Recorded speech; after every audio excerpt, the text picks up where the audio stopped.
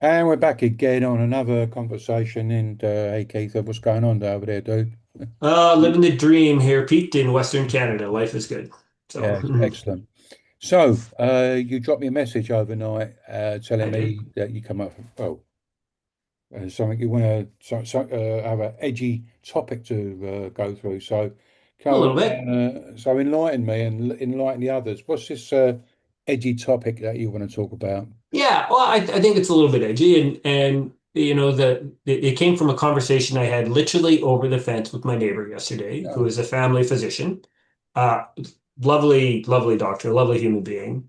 And we were just talking about the work that you and I do in advocacy and pain, and she talked about, and she's been in medicine for a while, like probably 30 years. And she was talking to me about like how important that is to have, people with lived experience being equitable and at the table and bringing their experiences. And she said, we know that's what we need and that's what makes us better. And then she raised a very valid point. And this is where I think this is where we're going to get a little edgy. She said they've had experiences where they've had these sessions or meetings and they've had people who live with pain come in, and she said it has turned out to be just not good because the person who's come in has just had a single focus and they're angry and they have an axe to grind. And instead of bringing something positive, they're just they're just railing and complaining about either their personal experiences or one single issue they have. And she's right. We see that happen. Yeah, We've been in meetings like that where yeah, people, with all due respect, want to lend their voice, but unfortunately they're not a place in their life where they're able to yeah, move past their personal challenges and bring something constructive. And they're just angry. So, yeah. and No, that's not helpful. I get that totally. I've been in Yeah. over the years. I've been going to meetings and etc. and where people sort of just focus on, something's not right, and they instead of not looking for solutions, but they're just stuck, like, and it's really about their own experience. Perhaps they've had a dodgy experience Hmm. uh, with a clinic or a certain Yep. healthcare professional, Yep. and they're well out of kilter with it, sort of thing. And Yep. and I know even back in my early days was when I was starting up the back pain support group, and I was talking to Hmm. healthcare professionals, and they said, "Yeah, well, what sort of group is it? I mean, is it a group where people just go and moan?" I said, Hmm. "Well, I don't think so. I think we really want about where we can swap ideas on how we can get better, sort of thing, like, But Hmm. but I've been parachuted into groups where people are stuck, and as you say, they're hey, listen, we've been there ourselves, like we Absolutely. got stuck, and Yes. we can't share about recovery if we're not Mhm. recovered or recovering ourselves, sort of thing, like. Yep. So it's pretty much like one way thinking, sort of thing. Yeah. No, and I appreciate that you've raised that, like that we've all been there, because I know in my early days I would not have been effective in a room full of healthcare providers or policymakers because I just had so much anger. We know how important it is for people to bring their experiences, but they need to leverage their experiences in a positive way that Yeah, allows for education and how to make effective change. And I get it. We've all had terrible interactions in the healthcare system. We've all had problems. And and if you just focus in on those, if you're in a room full of healthcare providers and policymakers, and all you're doing is like focused in on one bad issue you had, yeah, that's not going to help them yeah, figure out how to move forward. So this is why I said it's a little bit edgy because we need more people getting involved in healthcare advocacy, but they need to be in a place in their life where they can deal with their challenges in an effective way to provide education and not just beat people up over the head about a problem they've had. yeah, I'm sorry, it's just not effective. And all it does, as my very nice neighbor said, it puts them off from doing it again because now they're like, we know this is important, but we had a terrible experiences. We don't want to do it again. yeah. And So, there's that, and then that's where the divide comes in, isn't it? Where it's, I think, where the healthcare profession wants to sort of meet us halfway. So Yes. when they have that experience, they think, well, I'm not going to do that again, you know.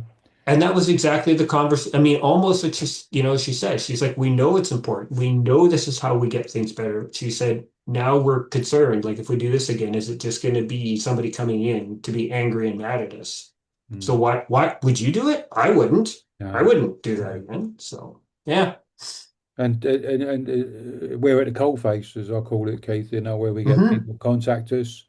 Yeah. Uh, and it says on because we're not healthcare professionals, there's quite clearly on the websites, Yeah. don't ask us any medical questions, and we can't talk about treatments, etc., Yeah. etc. But Yeah. because they're super stuck, like, because they haven't got to that stage of, well, I want about, well, what can I do to help myself? They just Hmm. they'll unload onto us, sort of thing, which is okay, It is. but we Yes. but we can't respond in a way that we want to say about, well, that you did well, we don't talk about treatments. We talk about getting back on track, Yeah. using supportive self-management tools. Yeah. Have you found yourself a supportive self-management coach yet? Have you think Hmm. about going on a course or something, a Yeah. short course, or whether it's online, or have you found yourself a coach? And but but it's but if I know if healthcare professionals say, I think they want to sort of invite us along, but Hmm. because perhaps a colleague has said, well, yeah, I did that, but I got roasted. Right. It puts them off and Yeah. thinking, well, Yeah. I've got enough on my Yeah. plate rather than invite someone along, and that could happen to me. So Yeah. there again, we've got that divide, like, but Yeah. and that's why I think you guys come up with the term supportive self-management a few years ago. To add that word supported is where Hmm. your people with pain and long-term conditions, where they're actually working in collaboration with a healthcare Yeah. professional, etc. Yeah. And we know that's where the answer is. And we've talked about, this before. People don't need to hit rock bottom, but people have to come to that place where they are ready, willing, and able to say, I need to try something different. Yeah, And you've been there, I've been there. I needed to get to a point where, because I was looking for the right doctor and the right intervention, and I was mad because nobody was fixing me. And I had to work through that before I'm like, okay, this is also my responsibility. I need to own some of this. yeah, And until people are there, they're not going to be effective. And like I said, we need more people getting involved in the advocacy, but they need to be in the right place in their life, or otherwise we're just making some steps backwards. And that, like, it was such a great conversation with her because it was so clear to me that she knows like how incredibly important this is, and this is how you move healthcare forward. But there's this reluctance to do it again because they had a couple of bad experiences. yeah, yeah. So yeah. So for folks who are listening, um, people like you and I and many others can help by listening to them. And but we're not going to give salute. We're not going to tell them what the answer is. We're just going to help guide them in how they can live a better quality of life with their pain. Yeah. So we all have to get past looking for the magic bullet, because most of the time, man, it just doesn't exist. It just doesn't. Yeah. Yeah. I'm just sitting here, I'm agreeing with you, like, well, Yeah, yeah. but so anyway, we're wrap that up. But just to do a couple of adverts before we go, don't forget on the 20, I think it's 21st, something like that in Keep November. forgetting. February Yeah, I 20th, think 21st. Yep. 21st. We're running the very first Cancer Supported Self-Management Conference. Just like the other conferences, really, we've got three healthcare professionals plus three self-managers.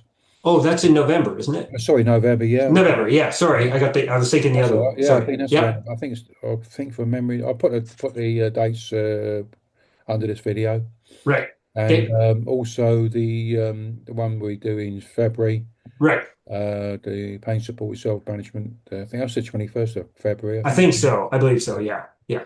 Yeah, Yeah. so we're just doing a little bit of recruitment now for Hmm. people. Yep. And I think that's the end of the adverts, as they say.